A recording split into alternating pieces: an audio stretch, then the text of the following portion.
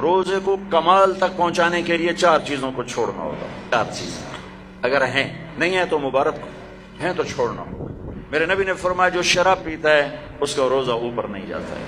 تو اگر کسی کو عادت ہے توبہ کرے. پھر شرابی تو تھوڑے ہیں، جو ماں باپ کا نافرمان ہے اس کا روزہ اوپر نہیں جاتا ہے، یہ بہت زیادہ ہیں. ماں باپ کی نافرمانی تو جنگل کی گھاس کی طرف پھیلی ہوئی ہے. شاید ہی کوئی خوش قسمت ماں باپ ہوں گے جن کی اولاد ان کی آنکھوں کی ٹھنڈک ہوگی، ورنہ آج کل اولاد سینے کا کانٹا بنے ہوئے ہیں اور کانٹے کی طرح چبھے ہوئے خنجر کی طرح کاٹ رہے ہیں. ماؤں کو روتے دیکھا ہے، تڑپتے دیکھا ہے، ماں باپ کو. مجھے ایک باپ کہہ رہا ہے، باپ میرے علاقے کے ذمہ دار فوت ہو گئے، پرانا تعلق، میرا پتر اگے چ سڑتا پہ ہوئے تو میں دعا نہ کرے سا بچ کر. ہاں میرے سامنے بیٹھ کے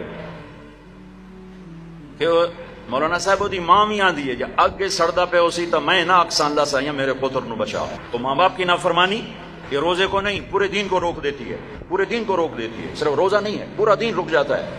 ایک صحابی علقمہ رضی اللہ تعالیٰ عنہ، ان کی بیگم کا پیغام آیا ہے کہ میرے خامن مر رہے ہیں، کلمہ نہیں پڑھا جا رہا. صحابی جن کے بارے میں اللہ کہتا ہے کلن وعد اللہ الحسنى، میرے محبوب تیرا ہر صحابی جنتی. وعدہ کیا ہے، وعدہ.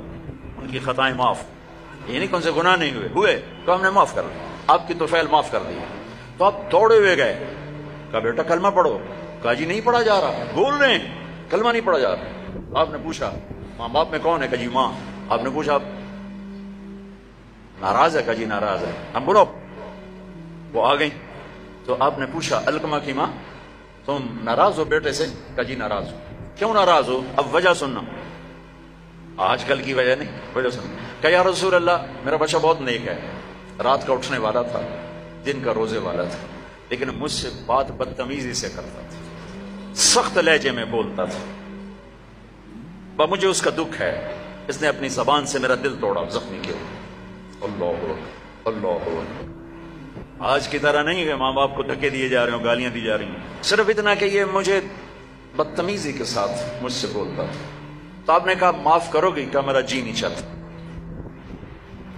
آپ نے کہا میں آگ لگا دوں اس کو، پھر سفارش کرو گی؟ کہا نہیں اتنی تو ناراض نہیں کہ آگ میں جلتا دیکھو. کہا پھر اگر تو نے اسے معاف نہ کیا تو اللہ اسے آگ میں جلا دے گا. کہا اچھا میں معاف کرتی ہوں، میں معاف کرتی ہوں. آپ نے کہا بیٹا کہو لا الہ الا اللہ. تو ان کی زبان سے نکلا لا الہ الا اللہ اور جان نکل گئی. پھر آپ نے ان کا جنازہ پڑھا اور جنازے کے بعد آپ نے اعلان فرمایا جس نے ماں باپ کو تکلیف دی اس پہ اللہ کی لعنت، فرشتوں کی لعنت، زمین آسمان کی لعنت. نہ ان کی نماز قبول ہے، نہ روزہ قبول ہے، نہ حج قبول ہے. تو روزے کو روکنے والی چیز ہے شراب، ماں باپ کی نافرمانی. لیکن ماں باپ سے بھی کہتا ہوں ایسے رویے مت اختیار کرو کہ اولاد گستاخ ہو جائے. آج کے 90% ماں باپ اپنی خطاؤں سے اولاد کو گستاخ بنا رہے ہیں. انہیں پتہ نہیں ہے کہ اولاد کو لے کے کیسے چلنا ہے. تربیت چڑھائی چڑھنے کو کہتا ہے، رب واسے ہے تربیت. اور چڑھائی چڑھنے میں پسینے آتے ہیں، بدن ٹوٹتا ہے.